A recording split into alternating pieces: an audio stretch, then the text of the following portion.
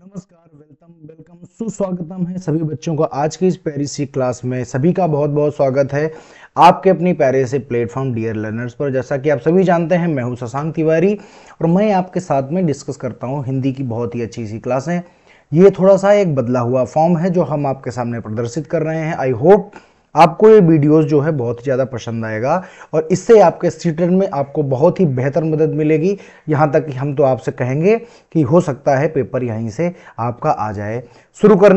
अगर वीडियो हम शुरू करते हैं उसके पहले पहली क्लास है आज एक गद्यांश की, तो हम आपको बता देना चाह रहे हैं कि आप यहाँ पर देख रहे होंगे,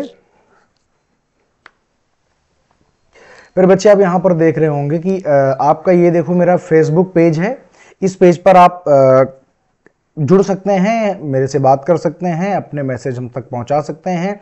और इस पेज में मैं हमेशा प्यारी नोट्स अपलोड करता रहता हूं और आगे चलकर हम एक बहुत ही बेहतर व्यवस्था इसको बनाने वाले हैं।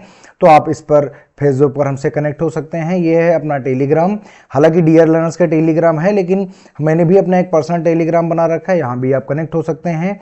यह है आपका इंस्टाग्राम आईडी, इंस्टाग्राम में भी आप हमसे कनेक्ट हो सकते हैं, बात कर सकते हैं, अपने करियर से रिलेटेड कुछ भी बातें पूछ सकते हैं, आप टीचिंग से रिलेटेड कुछ भी बातें कर सकते हैं, जो भी आपका दिल चाहे। आप टीचिंग यानी स्टडी से रिलेटेड कोई भी बात आप मुझे इंस्टाग्राम में फॉलो कर सकते हैं, मुझसे कर सकते हैं, डीएम कर सकते हैं। वीडियो शुरू होने के पहले आप सभी समझिए कि आपको अगर वीडियो पसंद आए, अच्छा लगे, हेल्पफुल लगे तो लाइक जरूर करें, और लाइक करें ना करें लेकिन शेयर जरूर करें, ताकि आपके साथ साथ आपके बहुत सारे मित्र समूहों की, बहुत सारे आपके जैसे बच्चों की बहुत ही मदद होती रहे। और चैनल को सब्सक्राइब करना कोई भी ना भूले। जितने भी नए व्यूअर्स हैं सबसे हमारी हाथ जोड़ के विनती है कि जो भी यहाँ पर देखने आए चैनल को सब्सक्राइब जरूर करें, क्योंकि आपके सपोर्ट की ज़रूरत हमेशा हमें रहती है। और जैसा कि आप जानते हैं कि ये चैनल है डियर लर्नर्स, प्यारा सा प्लेटफॉर्म है, बहुत ही बेहतरीन चीज़ें अवेलेबल कराता है हम लोगों के द्वारा। शुरू करते हैं आज का अपना पहला लेक्चर। देखिए, आप देख रहे हैं कि हम आपको दिखा रहे हैं कि ये देखो हिंदी का गद्यांश नंबर 1 है। हम प्रयास करेंगे कि रोज आपको या तो गद्यांश मिले या तो हिंदी पेडागोजी के क्वेश्चंस मिले, हिंदी पेडागोजी की क्लास मिले। याद रखिएगा, सभी लोग कनेक्टेड रहिए। रोज हम पर डे कुछ ना कुछ आपको जरूर मिलेगी, या तो पैसेज मिलेगा, या तो पेडागोजी की क्लास मिलेगी, और नहीं तो पेडागोजी की प्रैक्टिस मिलेगी।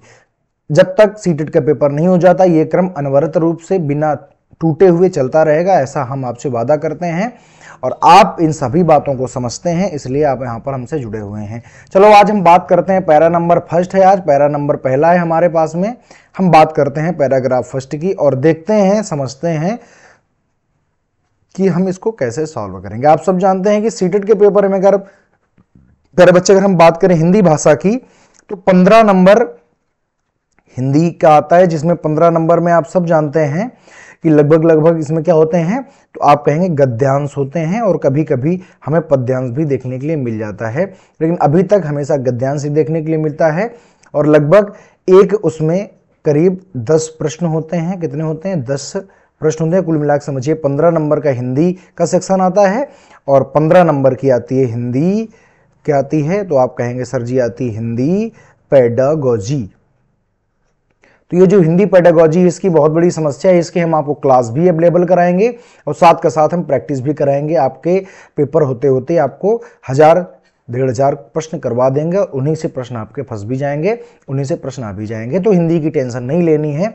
सीटेट है तो इसके लिए नया तरीका है, अगर टेट होता तो दूसरी तरीके से पढ़ाते, क्योंकि वहां पर व्याकरण का बहुत ज्यादा प्राधान्य रहता है, लेकिन यहाँ पर व्याकरण कम पूछी जाती है, परंतु बहुत नहीं पूछी जाती है। पैसेज का ज्यादा मारामारी है, 2 ही पैसेज आते हैं, इसलिए हम आपको यहाँ पर पैसेज ही पढ़ाएंगे। समझ गई बात? तो आप कहेंगे बिल्कुल ठीक बात है, हमको एक चीज समझ में आ गई है। ठीक है, चलो चलते हैं आज की इस प्यारी सी क्लास में। हम चाह रहे हैं कि जब ये क्लास चले तो ज़्यादा से ज़्यादा लोग कनेक्टेड रहें, ज़्यादा से ज़्यादा लोग इसको पढ़ें, समझें, देखें, और जो भी आप चाहते हैं वो आपको जरूर मिले, ऐसी हमारी ईश्वर से कामना है। लेकिन ये सब तभी संभव हो पाएगा प्यारे बच्चे जब आप मन लगाकर पढ़ाई करेंगे, हमारे साथ यहाँ पर जुड़े रहेंगे तब। सबसे पहले किसी भी पैसेज, मान लीजिए आपके सामने हिंदी का पैसेज आया, इंग्लिश का पैसेज, सबसे पहले उसका तरीका होता है कि सबसे पहले आपको ये पता होना चाहिए कि हमको करना क्या है। तो सबसे पहले मैं तो कहता हूं पहले पढ़ो क्वेश्चन, ठीक। जब प्रश्न पढ़ लो उसके बाद में आप पैसेज पढ़ो। सबसे पहले प्रश्न पढ़ेंगे। पहला प्रश्न लिखा हो तो विनिमय का अर्थ क्या है, विनिमय का अर्थ है। दूसरा लिखा है हम सांस के साथ क्या लेते हैं। अगला प्रश्न है ऑक्सीजन ग्रहण करने में अधिकांश जीवधारियों का स्वभाव का। सभी बच्चे जो भी स्क्रीन के उस पार बैठे हैं, मेरी सभी से गुजारिश है कि आपको पैसेज करने का तरीका यह होना चाहिए कि सर्वप्रथम आप सारे प्रश्नों को एक बार पढ़ लीजिए, रफली पढ़ लीजिए, ताकि आपके दिमाग में एक बार प्रश्न जरूर आ जाए, क्योंकि यूं ही आप पैसेज पढ़ते रहेंगे उसका कोई मतलब नहीं निकलना है। तो सबसे पहले प्रश्नों को एक बार पढ़ लीजिए। तीसरा प्रश्न है, आप देख रहे हैं ये तीसरा प्रश्न कौन सा है, तो आप कहेंगे तीसरा प्रश्न है सर ऑक्सीजन ग्रहण करने में अधिकांश जीवधारियों को स्वभाव क्या होता है। यहां पर स्वभाव की बात हो रही है। अगली बात है वनस्पतियां जब सड़ने लगती हैं तो वातावरण को फिल इन द ब्लैंक्स मिलता है। क्या मिलता है जब वनस्पतियां सड़ने लगती हैं। यहां पर सारी बातें आपको अंदर मिलेंगी, लेकिन सबसे पहले ध्यान दे लीजिए। वनस्पतियां जब सड़ने लगती हैं तो वातावरण को फिल इन द ब्लैंक्स मिलता है। अब इसके अंदर हम देखेंगे। फिर अगला देखो प्रश्न है हमारे पास में 5वां नंबर कहता है पौधों तथा प्राणियों का जीवन एक दूसरे के समान आ जाएगा जब हवा में लंबे समय तक फिलिंग द ब्लैंक्स। क्या मिलेगा, पौधों और प्राणियों का जीवन कब एक जैसा हो जाएगा, कब एक समान हो जाएगा, जब हवा में क्या होगा, तो ये हमें पैसेज में पता चलेगा। 6वें नंबर में कह रहा है कि वातावरण का विग्रह व समास है, मतलब समास भी बताइए और उसका विग्रह बताइए। वातावरण शब्द का क्या विग्रह, क्या समास विग्रह आप जानते हैं ना, तो बस ये वही पूछ रहा है कि इसका विग्रह बताइए, और विग्रह अगर बता दिया तो बताओ कौन सा इसमें समास है। ठीक, ये भी हमको देखना है। आगे जो लिखा हुआ है श्वास और ऑक्सीजन कैसे हैं, तत्समय आगत हैं, तो हम इनको बाद में देखेंगे। फिर देखो लिखा है लंबे समय तक पद। अब देखो यहां पर आप देख रहे होंगे कि अगर हम बात करते हैं पिछले वाले प्रश्न 6 नंबर, तो 6 नंबर प्रश्न देखो यहां पर पूछा जाने लगा है व्याकरण। यानी सीटेट में पूरी तरीके से ऐसा नहीं कि व्याकरण आता ही नहीं है, बस वो जो व्याकरण होता है प्यारे बच्चे वो रिलेटेड किससे होता है, तो आप कहेंगे वो रिलेटेड होता है हमारे पैसेज से। यानी जो भी व्याकरण पूछी जानी है, जो भी प्रश्न पूछे जाने हैं, वो हमेशा पैसेज से रिलेटेड चीजों से, पैसेज से रिलेटेड शब्दों से ही पूछे जाएंगे, ना कि उसके अनादर कहीं भी बाहर से आएंगे। यानी ग्रामर तो आती है लेकिन पैसेज के अंदर से आती है। यानी पैसेज पे जैसे वातावरण शब्द का प्रयोग पैसेज पे हुआ है तो यहां पर पूछ लिया गया बताओ वातावरण का विग्रह बताओ। यानी ग्रामर तो आनी तय है, जहां हिंदी है वहां ग्रामर है, क्योंकि बिना ग्रामर के हिंदी का पढ़ना समझ पाना हो पाना असंभव है, हो ही नहीं सकता है। यानी व्याकरण तो आएगी, लेकिन अब कैसी आएगी ये हमको यहां पर सीटेड में क्या होगा कि आपको पैसेज के अंदर से व्याकरण पूछी जाएगी, ना कि बाहर से पूछी जाएगी कि कोई शब्द आ जाए। अदर नहीं आएगा, जो आएगा वो इसी के अंदर से ही आएगा। ठीक, तो अगला देखो ये भी व्याकरण का है और ये भी गद्यांश का मुख्य विषय। इसी को आप कहते हो कि भैया हमको अगर लिखा जाए कि हमको शीर्षक बताओ तब भी यही बात है। इंग्लिश में कहा जाता है कि टाइटल बताओ तब भी वही बात है। ठीक है, चाहे टाइटल पूछे, चाहे शीर्षक पूछे, चाहे मुख्य विषय पूछे, एक ही बात है। अब जब हम पढ़ेंगे तो 2 बातों पर याद रखेंगे। सबसे पहले बात ये देखेंगे कि मुख्य विषय क्या निकल के आ सकता है। जिसकी बात सबसे ज्यादा होगी तो भाई उसका मुख्य विषय होगा। ठीक, आ जाओ चलते हैं पैसेज पे। हम पैसेज पढ़ना शुरू करते हैं, सभी हमारे साथ साथ पढ़ेंगे। देखो लिखा है हम श्वास द्वारा ऑक्सीजन ग्रहण करते हैं और कार्बन डाइऑक्साइड छोड़ते हैं। ये देखो लिखा हुआ है प्रश्न नंबर 2, हम सांस के साथ क्या करते हैं, ऑक्सीजन लेते हैं और कार्बन डाइऑक्साइड छोड़ते हैं। तो कौन सा सही हो गया, तो आप कहेंगे सर जी प्रश्न नंबर 3, ऑप्शन नंबर 3 सही हो गया। मैं आपको बता रहा हूं कि अगर आप मेरे हिसाब से करोगे तो हिंदी में एक भी प्रश्न गलत नहीं होगा, अपने हिसाब से करोगे तो हिंदी में प्रश्न गलत होने की संभावना। मैं ये नहीं कहता कि आप मूर्ख हो, आपको आता नहीं है, मैं खुद कहता हूं आपको बहुत आता है, लेकिन अगर मेरे हिसाब से चलेंगे तो 100% प्रश्न सही करेंगे। अपने हिसाब से चलेंगे हो सकता है 2-4 गलत कर दें। और याद रखिएगा हम किसी चीज में क्वालिफाई करेंगे कि नहीं करेंगे ये 2-4 नंबरों से ही डिसाइड होता है, क्योंकि भीड़ जो नॉर्मल प्रश्न है वो सब भीड़ को आते हैं। अगर भीड़ से आपको अलग बनना है, अपनी अलग पहचान बनानी है, तो कुछ ना कुछ आपको अलग जरूर करना पड़ेगा। सबकी अप्रोच यही होती है कि सबसे पहले पैसेज पढ़ा जाए, फिर प्रश्न देखे जाए, फिर पैसेज में ढूंढते हैं। समय की बर्बादी होती है, तो समय बर्बाद ना होने पाए इसके लिए आवश्यक है कि आप पहले प्रश्न पढ़ें फिर पैसेज पढ़ें। ठीक है, आपको आता है, मैं ये नहीं कह रहा हूं आप सब बहुत होशियार हैं, तभी तो यहां पर बैठे हैं पढ़ने के लिए। ठीक है, तो मेरे हिसाब से चलेंगे, मेरे अनुसार चलेंगे तो ज्यादा, तो हमें पता चल गया। हमें प्रश्न नंबर 2 जो है कार्बन डाइऑक्साइड लेते हैं, गलत बात है, ऑक्सीजन लेते हैं और कार्बन डाइऑक्साइड छोड़ते हैं, जो कि हमारी पहली लाइन पर दिखाया गया है। तो अगर आप पहली लाइन ना पढ़े होते तो क्या आपको पता चलता, तो आप कहते नहीं पता चलता, तो मतलब पहली लाइन में ही पहले का आंसर हमको मिल गया है। ठीक, आगे आ जाओ। आगे देखो हम कहां से पढ़ रहे हैं, तो हम यहां से पढ़ रहे हैं, यहां से। ऐसा ही अधिकतर जानवरों, चिड़िया, रेंगने वाले जंतुओं, कीड़े मकोड़ों के द्वारा भी किया जाता है। अब देखो एक ऐसे आपके लिए प्रश्न आया था आगे, आगे वाले प्रश्न में देखो लिखा है ऑक्सीजन, ये देखो तीसरा नंबर देखो, ऑक्सीजन ग्रहण करने में अधिकांश जीवधारियों का स्वभाव कैसा होता है? विचित्र होता है, मानव से भिन्न होता है, मानव के विपरीत होता है, मानव के तरह होता है। अब आ जाओ पीछे वाली लाइन बाकी पढ़ो आगे क्या लिखा है दूसरी लाइन में, ऐसा ही अधिकतर, देखो ये लिखा हुआ है, ऐसा ही अधिकतर जानवरों, चिड़िया, रेंगने वाले जंतुओं, कीड़े मकोड़ों के द्वारा भी किया जाता है। कैसा किया जाता है? जैसा हम करते हैं। हम माने हम मीन्स जैसा हम मानव करते हैं, जैसा हम मनुष्य करते हैं। तो बताओ कि ये जो सांस लेने का जो तरीका है ये कैसा है? अधिकतर जीव जंतुओं तथा मानव में समान ही तो है। तो देखो प्रश्न कह रहा है कि बताओ भैया तरीका कैसा है? तो ऑक्सीजन ग्रहण करने का जो तरीका है वो अधिकांश जीवधारियों का स्वभाव कैसा है? तो आप कहेंगे मानव की तरह है। सब जीवधारी क्या करते हैं आप सब खुद भी जानते हैं, ऑक्सीजन लेते हैं और कार्बन डाइऑक्साइड छोड़ते हैं। और हम भी क्या करते हैं मानव, ऑक्सीजन लेते हैं और कार्बन डाइऑक्साइड छोड़ते हैं। तो बताओ तरीका हमारी तरह हुआ कि हमसे भिन्न हुआ? तो आप कहोगे सर जी हमारी तरह हुआ। तो अगर आपने प्रश्न नहीं पढ़ा, अब देखो ये जब आप प्रश्न पढ़ोगे तो आप आंसर जल्दी जल्दी दे पाओगे, प्रश्न नहीं पढ़ोगे तो आंसर मिलेगा तो जरूर क्योंकि आपको आता है, लेकिन हो सकता है गड़बड़ हो जाए या हो सकता है टाइम लगे। हमको टाइम भी तो बचाना है, हमारे पास टाइम भी तो कम है। ठीक है, अब आगे आओ, इसके आगे देखो लिखा हुआ है दूसरी ओर सभी प्रकार की वनस्पतियां कार्बन डाइऑक्साइड ग्रहण करती हैं। सामान्य सी बात है, आप सभी जानते हो वनस्पतियां क्या करती हैं, तो आप कहोगे कार्बन डाइऑक्साइड ग्रहण करती हैं और ऑक्सीजन छोड़ती हैं, ये बात आपको पता है।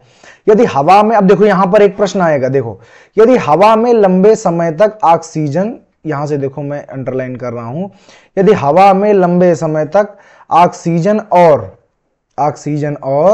क्या हो जाए, ऑक्सीजन और कार्बन डाइऑक्साइड का अनुपात एक जैसा रहे, तब उसका अर्थ है कि पौधों और प्राणियों का जीवन एक दूसरे के अस्तित्व के मामले में समान स्तर पर आ जाएगा। कब आ जाएगा? तो देखो ये लिखा हुआ है, यहां से लिखा हुआ है समान कब आएगा, तो पॉइंटर ये देखो यहां से कब आएगा, जब ऑक्सीजन और कार्बन डाइऑक्साइड का जब स्तर कैसा हो जाएगा, अनुपात एक जैसा हो जाएगा। तो यहां से लेकर के यहां तक, कहां से, तो यहां से लेकर के यहां तक ऑक्सीजन और कार्बन डाइऑक्साइड का अनुपात कैसा हो जाएगा, एक जैसा अगर हो जाए तब इसका अर्थ है कि पौधों और प्राणियों का जीवन एक दूसरे के अस्तित्व के मामले में समान हो गया। देखो आके प्रश्न आ गया, और देखो लिखा है, ये देखो लिखा हुआ है 5वां नंबर प्रश्न, लिखा है पौधों और प्राणियों का जीवन एक दूसरे के समान हो जाएगा जब हवा में लंबे समय तक क्या हो जाए, वनस्पतियां कार्बन डाइऑक्साइड का विनिमय गलत, सूर्य का प्रकाश मिलता है गलत, कार्बन डाइऑक्साइड गलत। देखो ये लिखा हुआ है चौथा ऑप्शन में लिखा हुआ है, क्या लिखा है प्यारे भैया ध्यान से देखो, कार्बन डाइऑक्साइड और ऑक्सीजन का अनुपात समान रहे।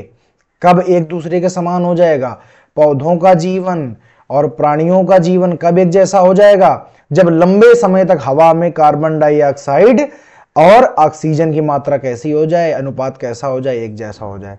अब मेरे प्यारे बच्चे मुझे आप खुद ही बताइए कि अगर आप इन क्वेश्चंस को कब कर पाओगे, तो आप कहोगे सर जी हम तब कर पाएंगे जब हम पहले प्रश्न पढ़ चुके होंगे, उसके बाद में हम क्वेश्चन करने जाएंगे, तब हम उसके बाद में पैसेज पढ़ने जाएंगे, तब तो हम ये चीज कर पाएंगे, अदरवाइज ये चीज हम नहीं कर पाएंगे। आप सभी यहां तक आपको बात समझ में आ गई होगी। याद रखिएगा, मैं आपसे बार बार कहता हूं, अगर आप हमारे तरीकों को फॉलो करते हैं, हमारे जैसे तरीकों से चलते हैं, तो आप ये यकीन मानिए कि आपको कभी भी कोई दिक्कत नहीं आएगी, ऐसी हम लोगों की गारंटी है।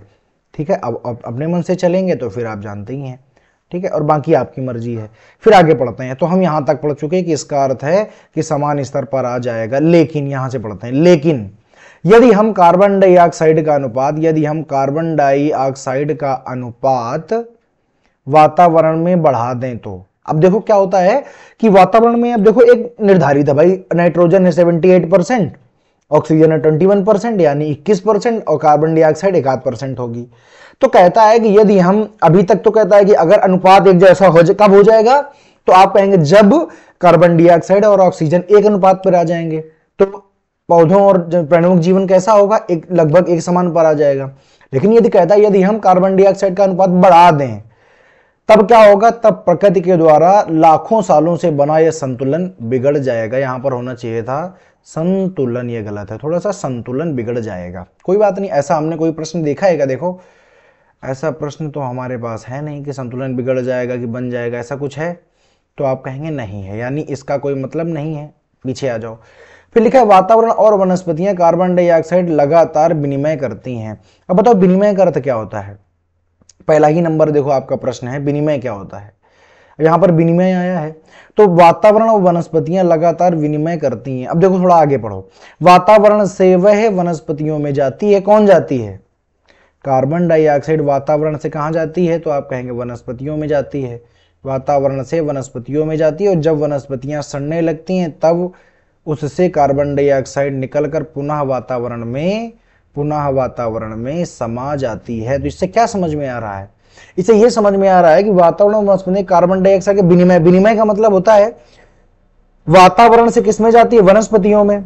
लेकिन जब वनस्पतियों में ज्यादा हो गई कार्बन डाइऑक्साइड की मात्रा, जब वनस्पतियों में ज्यादा, वनस्पतियों ने क्या किया, एक तो कार्बन डाइऑक्साइड को पहले लिया, वनस्पतियों में गई, और जब उनमें ज्यादा हो गई, जब वो सड़ने लगती हैं, देखो लिखा है जब वनस्पतियां सड़ने लगती हैं, कहां है आपका, ये देखो लिखा हुआ है जब वनस्पतियां सड़ने लगती हैं तो क्या होता है, तब उनमें कार्बन डाइऑक्साइड पुनः निकल करके वातावरण में समा जाती है या वातावरण में चली जाती है। तो एक तो लिया और दूसरा क्या किया, दिया। और आप सभी जानते हो अगर सिंधु घाटी सभ्यता की बात करें या अगर अपने हम भारत की बात करें, आज भी हमारे गांवों में विनिमय प्रणाली चलती है। जैसे कि आपके खेत में गेहूं ज्यादा हुआ है, आप मुझे दे दीजिए, मेरे खेत में धान ज्यादा हुआ है, हमने आपको दे दिया, मानी वस्तु के बदले वस्तु लेना, यानी कभी लेना और कभी देना, इसको कहते हैं विनिमय। देखो यहां पर क्या लिखा हुआ है, अगर एक नंबर की बात करें, आना जाना बिल्कुल गलत है, विनिमय का मतलब होता ही नहीं है। देना पहुंचाना नहीं, देना भी है और लेना भी है, कभी दो और कभी लो, या एक हाथ से दे और एक हाथ से देना, खरीदना बिल्कुल गलत बात है। खरीदना जो अब शब्द आया है पहले नहीं हुआ करता, खरीदना का मतलब होता है हर चीज का एक दाम देना। चौथा क्या है, तो चौथा है लेना देना। तो कौन सा सही हो जाएगा, तो 4 नंबर आंसर क्या है, सही है। तो विनिमय का अर्थ है लेना और देना। ठीक, आगे आ जाओ। अब उसके बाद में अब हम चलेंगे अगले प्रश्न पर। तो अगला प्रश्न, अब यहां तक तो नहीं पड़ गया सब, इसका कौन सा सही है, तो आप कहेंगे सर जी अगर हम तीसरे नंबर की बात करें तो इसका सही है चौथा नंबर। और अगर हम बात करें, हाँ ये देखो लिखा हुआ है जब वनस्पतियां सड़ने लगती हैं तो वातावरण को फिल इन द ब्लैंक्स मिलता है। आओ पीछे वाले में आओ। पीछे देखो क्या लिखा है, जब वनस्पतियां सड़ने लगती हैं, ये देखो जब वनस्पतियां सड़ने लगती हैं तो किसको छोड़ दे, कार्बन डाइऑक्साइड को कहां पर निकाल देती हैं, पुनः वातावरण में। तो बताओ जब सड़ने लगेंगे तो वातावरण को क्या मिलेगा, तो आप कहोगे सर जी वातावरण को कार्बन डाइऑक्साइड मिलेगा और रसगुल्ला थोड़ी ना मिलेगा। क्या मिलेगा, क्योंकि जहां से लिया है वहीं पर छोड़ दिया, तो वातावरण को क्या मिलेगा, तो आप कहोगे कि वातावरण को कार्बन डाइऑक्साइड मिलेगी। क्या मिलेगी, कार्बन डाइऑक्साइड मिल जाएगी। तो आ जाओ भैया, तो बताओ क्या मिलेगा वातावरण को, तो चौथा नंबर सही हो जाएगा, कार्बन डाइऑक्साइड मिलेगी। 4 नंबर आंसर क्या है, सही है। समझ में आई बात। वनस्पतियां जब सड़ने लगती हैं तो वातावरण को क्या मिलता है, तो आप कहेंगे कार्बन डाइऑक्साइड मिलती है। अब यहां पर पैसे से संबंधित कोई प्रश्न है नहीं, पैसेज को एक बार पूरा कर लेते हैं। चलिए एक बार हम पैसेज को पूरा कर लेंगे, 1 मिनट। देखो फिर लिखा है वनस्पतियां इस प्रकार कार्बन डाइऑक्साइड बसंत और ग्रीष्म ऋतु में ग्रहण करती हैं तथा जब वे सर्दियों में नष्ट होने लगती हैं तब उसे छोड़ देती हैं। इस प्रकार वातावरण में मौजूद कार्बन डाइऑक्साइड की मात्रा मौसम दो मौसम फर्क होता रहता है। ठीक है, अब इसका कोई मतलब है नहीं पैसेज में आगे, तो हम आगे के प्रश्नों को देखेंगे। ये देखो 6वां नंबर प्रश्न व्याकरण से कहता है वातावरण का विग्रह व समास है। देखो वातावरण क्या होता है, तो अगर इसका हम मान लो वातावरण, ये देखो लिखा हुआ है, ठीक है।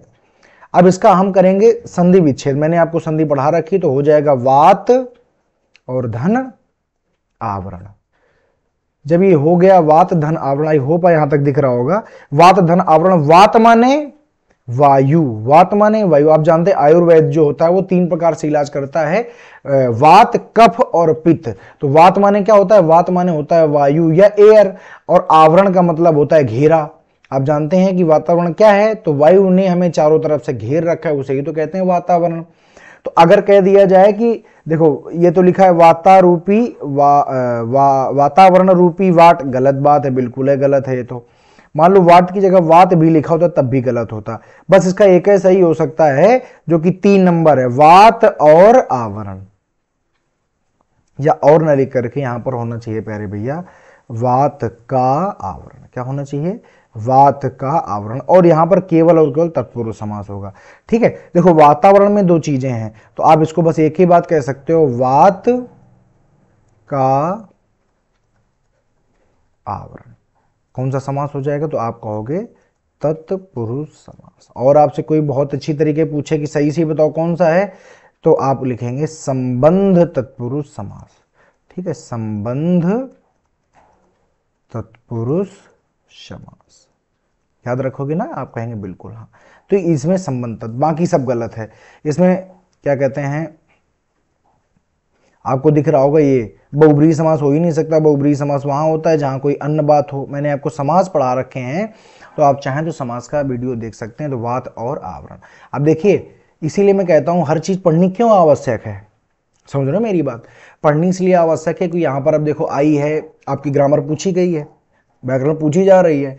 आपने सोचा है कि जो सीटेड है उसमें तो आती ही नहीं है, आपने कभी ध्यान नहीं दिया, पढ़ा ही नहीं है, फिर बताओ आपका क्या होगा। अब जैसे यहां पर आ जाओ भैया 7 नंबर प्रश्न देखिए। 7 नंबर प्रश्न देखिए। 7 नंबर प्रश्न में हमारे पास 2 शब्द हैं। एक हमारे पास शब्द है श्वास और एक हमारे पास शब्द है ऑक्सीजन। क्या है? ऑक्सीजन शब्द है। ठीक, देखो आप सभी जानते हो कि ये जो ऑक्सीजन शब्द है ये किस भाषा का है? तो आप कहेंगे अंग्रेजी भाषा के। हिंदी भाषा में ऑक्सीजन नामक कोई चीज होती ही नहीं है। तो आप कहोगे ये तो बात है अंग्रेजी भाषा का। श्वास को हम श्वास कहते हैं कि हम कहते हैं सांस नहीं आ रही है, यानी सांस कैसा शब्द है? यहां पर आ जाते हैं, हम इसको कहते हैं सांस। तो सांस कैसा शब्द है? तो आप कहोगे ये है तत्भव, माने गलत है। तो श्वास कैसा होगा? तो आप कहोगे ये है तत्सम। और याद रखिए ये तो भैया तत्सम आपको पता चल गया कि सांस का श्वास होता है। लेकिन ये जो अंग्रेजी भाषा का शब्द हमेशा याद रखना, जब भी कभी कोई विदेशी भाषा का शब्द मिल जाए, किसका? विदेशी भाषा का जब कभी शब्द मिल जाए तो विदेशी भाषा के शब्दों को ही हम आगत शब्द कहते हैं। क्यों कहते हैं प्यारे बच्चे आगत? क्योंकि ये विदेशी भाषा से आए हुए हैं। आगत माने आए हुए शब्द। अगर कभी आपको फारसी भाषा, उर्दू भाषा, फारसी और अरबी, इंग्लिश, लैटिन कोई भी विदेशी भाषा का शब्द मिल जाए तो आप उसको आगत शब्द भी कहेंगे या तो विदेशी भाषा के शब्द कहेंगे। लेकिन ये देखो प्रश्न नंबर अगर हम 7 की बात करें तो क्या आपको कहीं भी, आ जाओ प्रश्न नंबर 7 में, यहां पर ये है प्रश्न नंबर 7 में, क्या कहीं भी आपको विदेशी भाषा शब्द मिल रहा है? विदेशी शब्द मिल ही नहीं रहा। तत्सम तद्भव है, तत्सम तद्भव, तद्भव देशज, देशज आगत, यानी विदेशज तो मिल नहीं रहा। तो अब हमको पता तो करना पड़ेगा तो ये वो क्या होते हैं? आगत या विदेशी शब्द होते हैं। तो अब देखो किस क्रम में लिखें? तो पहले लिखा है श्वास, फिर लिखा हुआ है ऑक्सीजन, यानी पहले वाला एक ऐसा तो आप कहोगे तत्सम, और फिर क्या है? दूसरा वाला है आगत। तो ढूंढो, तो ये देखो ये कौन सा है? तो हमारा पहला नंबर ही सही है, तत्सम और आगत। बाकी तद्भव है नहीं, क्योंकि श्वास का तद्भव सांस, श्वास का तद्भव सांस, और ऑक्सीजन कैसा है? अंग्रेजी भाषा और विदेशी भाषा शब्दों को हम आगत शब्द कहते हैं। फिर यहां पर आ जाइए 8 नंबर में, देखो लिखा है लंबे समय तक। ये एक शब्द लिखा हुआ है, लंबे समय तक, ये एक फ्रेज लिखा हुआ है। अब आपसे पूछ रहा है कि बताओ व्याकरण की दृष्टि क्या है, संज्ञा है क्या? तो आप कहोगे बिल्कुल नहीं है, क्योंकि संज्ञा is the name of any person place, माने संज्ञा किसी भाव, व्यक्ति, स्थान आदि के नाम को कहते हैं, ये है ही नहीं। सर्वनाम क्या होता है? मैं, तुम, तुम्हारा, तू, है ना? तो ये सब होते हैं। विशेषण होता है किसी भी चीज की विशेषता बताओ, लंबे समय तक किसी भी चीज की विशेषता बताएगा नहीं, बस एक ही बच्चा है तो क्या हो जाएगा? क्रिया विशेषण शब्द हो जाएगा। याद रखना, कभी भी मान लीजिए आप एग्जाम देने गए हैं तो एग्जाम में जरूरी नहीं है कि आपको वो चीज आती ही हो। अगर आपने पढ़ रखा है तो प्यारे भैया कम से कम आप इतना तो समर्थ हो ही जाएंगे, इतना तो ज्ञानी हो ही जाएंगे कि आप ऑप्शन को हटा पाए। मैंने यहां पर वही किया है। देखिए हर चीज आनी आवश्यक नहीं है, आवश्यक यह है कि आप अप्रोच कैसी लगाते हैं, आपका तरीका क्या है। तरीका वो चुनिए जिससे कि हमें एग्जाम में क्वालिफाई करना है, हमें ज्ञानी नहीं बनना है। ज्ञानी अगर बनोगे, जो भी ज्ञानी होते हैं उनका कुछ होता नहीं, क्योंकि वो एक ही चीज के पीछे पड़े रहते हैं। आपको नहीं आता लंबे समय तक, नहीं पता है, कोई बात नहीं है, कम से कम इतना तो आता है कि संज्ञा नहीं है, क्योंकि संज्ञा क्या होती है, किसी व्यक्ति, वस्तु, स्थान, प्राणी के नाम को संज्ञा कहते हैं। सर्वनाम क्या होता है, मैं, हम, तुम, तुम्हारा, तू, ये क्या है, सर्वनाम है। विशेषण किसी की विशेषता वाला शब्द होता है, लाल, नीला, पीला, काला, बड़ा, छोटा। लेकिन अब जब कुछ ना मिले तो क्या करेंगे, तो आप कहेंगे कि भैया जब कुछ नहीं मिल रहा है तो बस एक ही बचा, वही सही है। अब सबसे कठिन बात यह होती है कि किसी भी गद्यांश का मुख्य विषय निकालना या उसका शीर्षक निकालना या उसका टाइटल बताना, सबसे कठिन बात होती है। देखो लिखा बसंत और ग्रीष्म, ये तो बिल्कुल गलत बात है, क्योंकि केवल एक वाक्य में बसंत और ग्रीष्म की बात हुई है। अगर बात करें श्वास द्वारा ऑक्सीजन ग्रहण करना, नहीं, ज्यादा इसकी बात नहीं हुई है। पौधों और प्राणियों का जीवन, नहीं। एक चीज की बार बार बात हुई है कि आप संतुलन कैसे बनाएंगे, ऑक्सीजन और कार्बन डाइऑक्साइड का संतुलन, क्योंकि बार बार बात क्यों हुई है कि अगर इनका अनुपात बराबर हो जाए।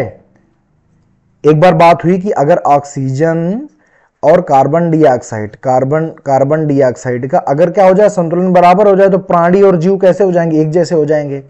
फिर बात यह होती रही कि जैसे कि क्या होता है कि मनुष्य सांस लेता है, कार्बन डाइऑक्साइड छोड़ता है। जब पौधे सड़ने लगते हैं तो वो क्या करते हैं, कार्बन डाइऑक्साइड वातावरण में छोड़ देते हैं।